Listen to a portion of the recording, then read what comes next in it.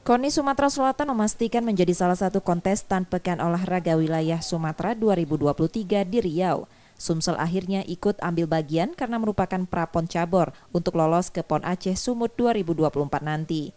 Di Porwil 2023, Sumsel menargetkan sebanyak mungkin atlet mampu lolos ke PON Aceh Sumut. Jadi dengan adanya Porwil sebenarnya ini kesempatan besar bagi atlet-atlet di Pulau Sumatera mendapatkan tiket untuk ke PON. Jadi memang Sumatera Selatan sangat berkepentingan agar Porwil ini tetap terlaksana di Riau nanti. Target kita adalah bisa mungkin untuk mengirim atlet kita sebanyak mungkin untuk lolos ke PON Aceh dan Sumut. Ada 10 cabur yang akan digelar pada Porwil Riau tahun 2023. Namun sampai saat ini baru sebanyak 7 cabur yang memastikan siap digelar di Porwil Riau nanti. Nur Muhammad, Kompas TV, Palembang, Sumatera Selatan.